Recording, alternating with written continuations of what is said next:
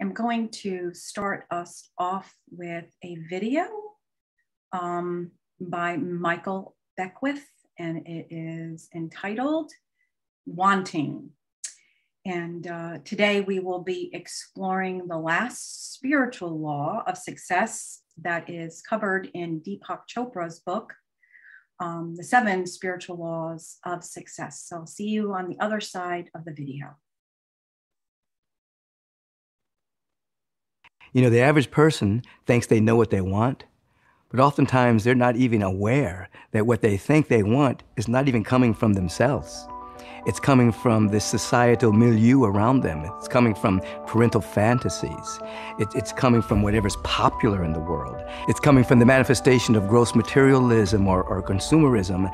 And they want something temporarily and discover they oftentimes even set goals to get these things that they want, to discover when they get the goal, the happiness they thought they were going to achieve isn't there. That's called immature wanting. And oftentimes people even use the power of visualization to get these things that they want, not realizing that oftentimes the visualization is limiting because you're only seeing that which is within the paradigm that you're living in. And so as we're growing, developing, and unfolding, we want to step into real happiness and real joy and real peace and real abundance. And that's stepping into the vibration of what is called mature wanting. In other words, your mature wanting is connected with the activation of gifts, talents, and capacities that are within you. And so today, you can begin to think about things that have happened to you in your past where you really wanted something really bad, and when you got it, you weren't that happy with it. And then you realize that wanting came from someone else, came from someone else's agenda about you, or came from society, perhaps came from a commercial on television that said, if you had this, you'd be happy. And then ask yourself this: there's an impulse within you. There's an impulse of creativity. There's an impulse of power. There's an impulse of activation of so much joy. And you want to set yourself free, so that's perennial. So that what you really want in life, you really want to be more you. And what does that carry? That carries the vibration of, yes, you do have magnificent quality things in your life. You have everything that is necessary for you to continue to grow, develop, and unfold. But the happiness is not attached to those limited conditions. The happiness is connected to you constantly unfolding and being more of your real self. So you did not come here to consume, you came here to share. What do you want? You want to share yourself. You want to express your gifts. You want to give of your talents. You want to discover more of yourself. You want to mature. You want to mature in your wanting. And in so doing, and in so being, everything else is added unto you. And it just adds to your expression on the planet.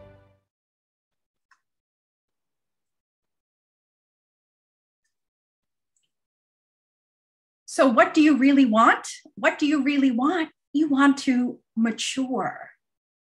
You know, when we hear that word immature, it doesn't always have a positive connotation, does it? So what Michael Beckwith is talking about when he makes a distinction between immature wanting or desiring, which we've explored previous weeks, right? And the mature wanting or desires all has to do where we are residing in the consciousness of our beingness. So immature wanting or unripe wanting, so to speak, occurs when we are living from our personality selves, our conditioned self. And we can know that we are inhabiting that place in consciousness and thought, word, action, and behavior when we seek our fulfillment in the outside world, in the material possessions that we talked about, not just in this series, but numerous series that we've explored together. And if we are inhabiting in consciousness, the consciousness of this physical world, of my personality self, the self that I live in a box, then I am limited. You know, when he was sharing about if we are doing our visualization from that place in consciousness, we are not going to the fountain with a big bucket. We're going to the fountain with a little thimble, so to speak, because our view of what we want is so limited, and we are not open to the boundless, infinite possibilities of what happens in our life when we come home to ourselves. When we come home to ourselves in that mature wanting of living from our divine essence. See, we think our happiness is connected to the people that are in our lives, the things that we have, the things that we do. And yes, if everything is of the divine, we are to enjoy it. But if we get fixated there, we know that it can never bring lasting happiness and joy. And so that mature wanting is having that desire that emanates from our soul. And it means to come home to ourselves. And there is no agenda there. The only agenda is to ask myself, how can I offer my gift, my talent selflessly? And when I can be in that place, I live in congruence with the truth of me. And when I live in congruence with the truth of me, it is what Eric Butterworth meant with saying, I live in the flow of life. I live in the flow of the universal flow of possibility. And it is from only that place I know boundless joy and ecstasy. I'd like to share very personal. I got rather emotional. And I've shared in the past how many times when I'm working on a lesson, I really say, I want to embody this. I want to know it deeper. Not that this is new stuff to me or to you, but how may I embody it and know it more fully from the depths of my being? And so when I say that, oh, the universe responds so wonderfully, sometimes very uncomfortably. I had a bit of an emotional roller coaster week. And I had shared, I believe, a couple of weeks ago that last weekend we were going to be celebrating a wedding of my nephew that was postponed a few times because of the pandemic. And I also shared that we would be having a ceremony and have a dinner in honor of my dad, not with a large group, but more than our immediate family that we were only allowed to have in January. And at the same time, my mother is preparing to release the house. And it is the house that I grew up in. Myself and my 3 siblings. I haven't been there in the house for 50 years, but the house has been in the family for 50 years. So family came and dynamics, drama happened. And some conversations were being had about that involved me, but I wasn't given a seat at the table to explain it. And I don't want to get into all of it, but I had such anger rise, this belief of being invisible. And then mixed with the sadness of the reality of this is the last time we are all going to be together as a family in this house, because my brother is going back to Georgia today. So the grief of my dad, some of the anger, all of this going on. And I had a gift of spiritual direction with somebody, Robert Brummett, one of my teachers on Friday. And, he just guides what's wanting to happen in my soul. So didn't even know what was going on. And I just started crying as soon as I heard his words. And he starts with these words. Let's because I said to him in the beginning as I cried, I said, I can't feel my center. I can't feel my centered. I feel like I'm not inhabiting my soul, my divine essence. And I'm not saying I do that 24/7, but so he does this prayer about coming home to myself. And as I embraced everything I didn't want to embrace, and I, in my immature wanted a seat at the table, wanted this to happen, and wanted to have this certain kind of communication happen in my family, and maybe my mother and my brother to behave a certain way. But when I came home to myself, what was there? What was there is my desire to live from that place of truth within me, from that place of center, of love. And as I began to forgive and let go, because there was really nothing, the only thing I wanted to do was, in this moment of this drama, who am I willing to be? And as the music faded before for the video, the immature wanting for me was, oh, in the physical world, I want you to see this beauty, which goes even deeper, right? I want the technology to work, right? And I live in a world, we all live in a world of impermanence. But as I go deeper, what is the real wanting? I want to serve. I want to connect. I have the role of minister, and there is so many ways I could minister. And in that moment, when I went into prayer about the gift and I started to speak, it didn't matter if the video was going to work or not.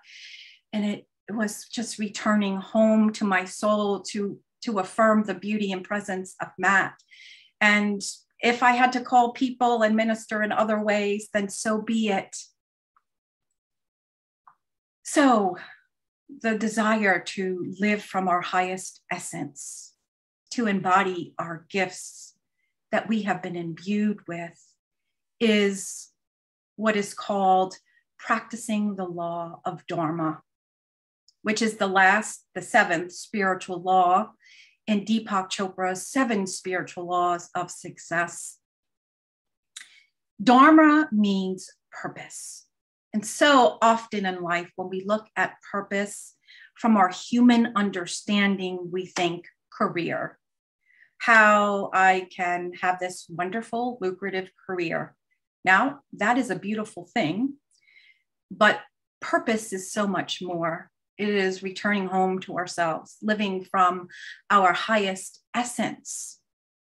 And so Deepak Chopra shares that to live and fulfill purpose involves us engaging 3 commitments. And those commitments are discovering your true self. And I would say not just discovering, but embodying. Discovering and embodying your unique gifts that we all have, and then offering our gifts selflessly without an agenda. So let's look at that first commitment. Discover your true self, returning home to yourself, knowing and living from that place in consciousness that resides deep within you. And so Chopra shares, you must find out for yourself that inside you is a god or goddess in embryo that wants to be born so that you can express your divinity. And so that God or goddess in embryo, Charles Fillmore, co-founder of Unity, would call the seed of Christ consciousness. Buddha would call it the seed, the potential of Buddha, your Buddha nature, your divine nature, living from the fullest potential, your highest self, all different ways to say the same thing. And so Fillmore would agree that we are here to know the truth of ourselves and to live that. And he states, know thyself, know who and what you are, where you came from, what you are doing here, What are you doing here? Coming home and sharing your essence. And where are you going? And so the who and the what in that sentence that Fillmore shared. The who is our personality self, that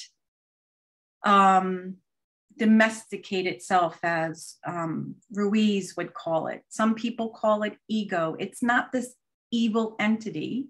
It is that survival part of us that helps us live in this world, but we are to transcend and know we are not of this world. So we allow our higher selves to ride the bus, and the personality self is in service to us, but often we have that reversed.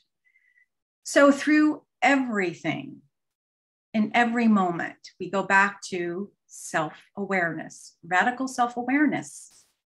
In each moment, I can ask, who's in charge? Where am I living from? And if I can sense I'm being reactive, resistant, judgmental, complaining, competitive, controlling, those are just a few of those adjectives. You could rest in knowing, not rest, but know that those are signs that your personality self is taking the lead. If you are a victim of circumstances, right? Being a victim of the cable company or the electric company, that's not working properly, and I'm going to give them a piece of my mind. Well, it doesn't mean that I don't call and ask for service, et cetera, but am I coming from that place of victim and attack, or am I doing it from a powerful place? We live in a world of impermanence. And so when I'm from my higher self, I know I'm in this world, but it doesn't define me, and I can transcend. And I can know that if my wanting, you start with your wanting like that, what I said, and then if you go deeper within, you get to the core of what the divine desire is. And when you're in the me or my, these are things that we have explored, but I think are always important to review and remember. Your true self, coming home to yourself. When you can be in that space of noticing and allowing every feeling to surface, to love yourself no matter what, to accept. That is the affirmation for those of you who attended Silent Unity's World Day of Prayer. No matter the circumstances of my life, all is well with my soul, right? That is when we can embrace and accept all that is in our field of awareness and know that deep within us, the truth of who we are. We move from being a victim to knowing, yes, I live in a world of impermanence, but I get to decide how I will create. And from this chaos or drama, who am I willing to be, therefore, to affect change of good. And we live from that mature wanting where I can breathe in that space and say, what is the truth here? What is it that I'm being called to? How am I being called to serve this moment then? Why isn't the world doing what I want? And it is about we or ours. We move to the second commitment, where we're asked to discover our uniqueness. Many of us have done this, have done, formal things, have done meditation. And again, this is about living on purpose and not fulfilling some career. And Chopra shares that the law of Dharma states that every human has a unique talent and that no one else on the planet can express this talent like you. Take that in. Do you believe it? Do you know it with your whole fiber of your being? Right? So there may be many people with the gift of song, but no two voices sound the same. Isn't that a beautiful thing? And the gift of prayer. I know when I am inhabiting the depth of my being, not saying that I'm ready to walk on water. I feel it. The passion is alive in me. Sometimes tears of joy just fill me. As I shifted just before when the video froze, to remembering why I'm here. And How could I embody that instead of the fear of the technology not working? We also see this teaching of uncovering your gifts and knowing that we have been uniquely bestowed with our essence. Yes, we are all of the same substance. And so we see here, Paul writes in 1 Corinthians from chapter 12, verses 4 to 10. Now there are a variety of gifts, but the same Spirit. And there are varieties of services, but the same Lord. Lord meaning I am. That consciousness of the divine that resides within. And there are a variety of activities, but in the same God who activates all the breath of life in everyone. To each is given the manifestation of the Spirit for the common good. The one is given through the Spirit, the utterance of wisdom, the gift of wisdom. Another, the utterance of knowledge, according to the same Spirit, to another faith, by the same Spirit, to another gifts of healing, and by the one Spirit, to another the working of miracles, meaning the ability to alchemize, to change and transform. To another prophecy, to hold the vision, to another discernment, wisdom of spirit, to another various kinds of tongues, being able to speak different languages in different ways, whether it's sign. All these are activated by the one same Spirit who allots to each one individually, just as the Spirit chooses. So throughout the New Testament and the Old Testament, we see these passages talking about that we've come in to be this essence in our own unique ways. And so there are just a couple of more here that you see: encouragement, giving or generosity, leadership, mercy, prophecy was in there, teaching is a new one, the apostle, being the embodiment of the student who is always looking to be a higher expression of evangelism, of gathering people together with zeal and zest for a cause. And in Unity, they took these from the biblical sense. And in one of Unity's spiritual guides of spiritual gifts, it's called, a more modern language has evolved. And at the end of the service, Matt will put it in the Dropbox, and it has an explanation of them. So we can look at some of them are pretty obvious: activism, administration, artistic, assisting, centeredness, collaboration, compassion, creativity, enthusiasm, faith, generosity, healing, hospitality, humility, joyfulness, leadership, maintenance, moral integrity, open-mindedness, peacemaking, public communication or communication in any way, prayer, teaching, wisdom. Maintenance is the ability to fix things, build things. So just take a moment, and now with your heart, just breathe into your heart. Just find one of these gifts that you embody. And I'm sure there are more than one. And if you feel so moved, can you just place it in the chat box?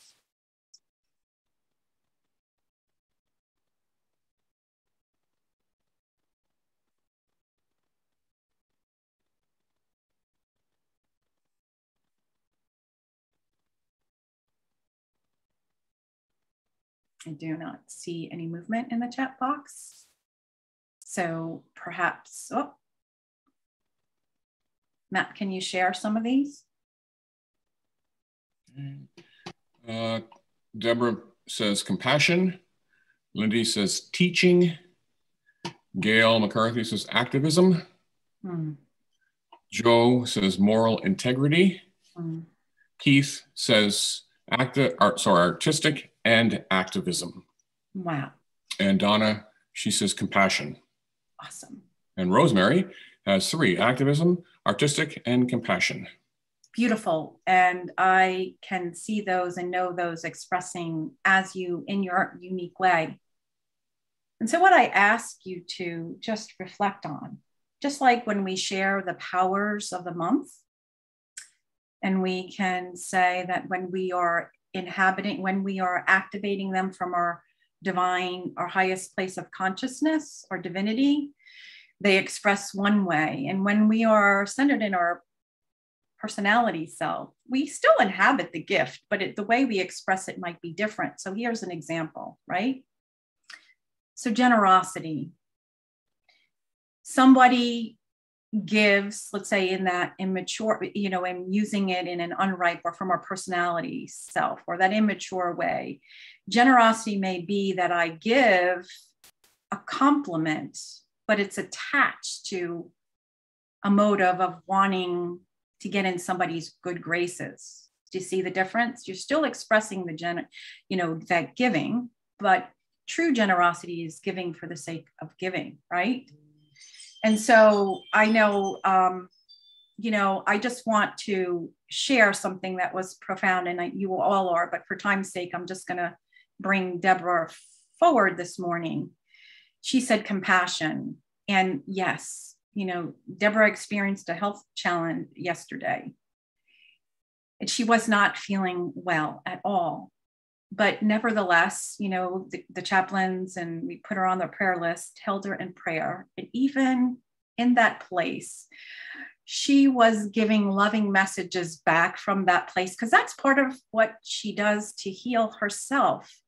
And, to be in that place, to return home to the truth and to be able, no matter the circumstances, she wasn't feeling well, but nevertheless, there she was, her compassionate, selfless person in that moment, being thankful and saying words of love to people who were praying for her. So there are many different ways that we can formally discover our gifts. They are, in that study guide for Unity, they put out something where you just can discover it. And I said, Matt can give you a list. It's not the test. There are strength finders. There are vocational texts. You can study your archetypes. You can study the Enneagram, your standards of integrity, your core values, so on and so on. They're all tools that can help us. Because sometimes we do have a blind spot, when we're not totally embodying our divinity as to what's wanting to emerge more boldly. But yes, those tools are wonderful and they're all divine creations, but you can simply go within. So just take that moment to close your eyes right now and ask, what needs are there in this spiritual community, my greater community, my family, the world?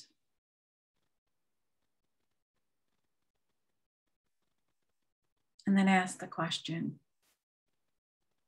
how can I serve this moment in my family, in my community? What are gifts? Could it be a compassionate word? Could it be an expression of generosity, offering my leadership selflessly? What are you being called in this moment to embody? And that is something that you can do ongoing. That brings us to our last commitment of the law of Dharma, is to offering them in service.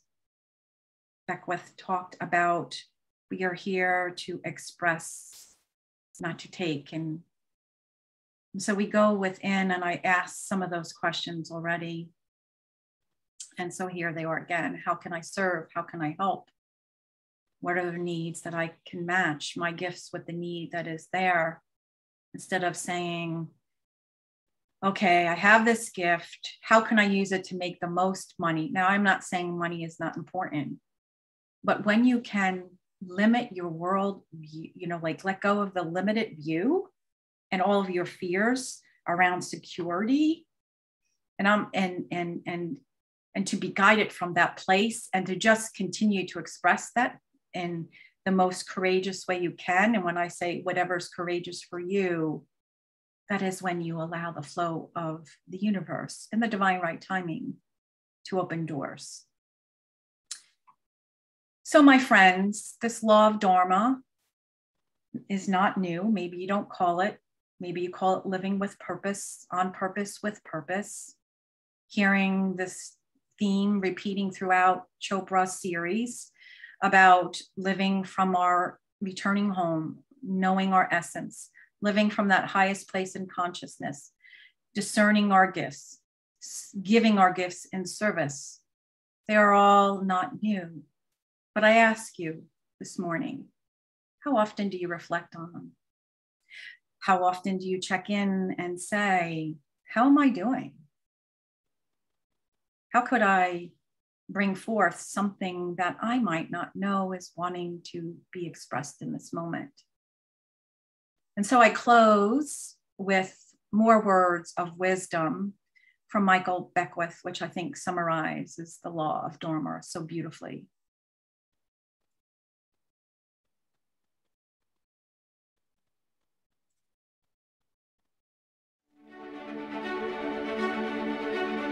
This is what I want you to know.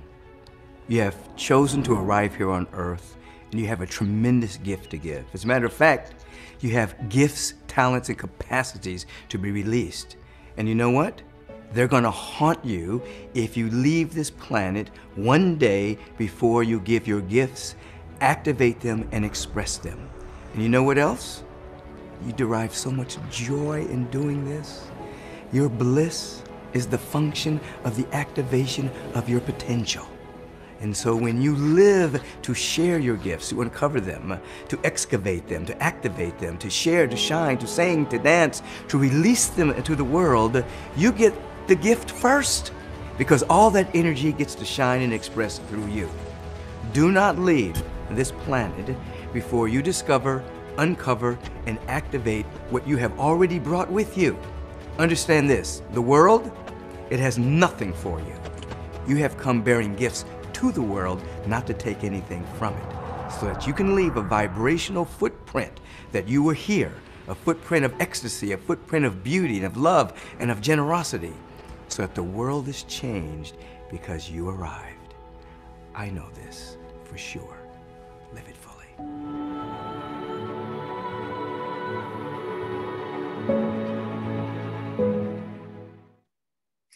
Namaste. You have come bearing gifts. Give them freely, beautifully, authentically, and boldly. Have a blessed week.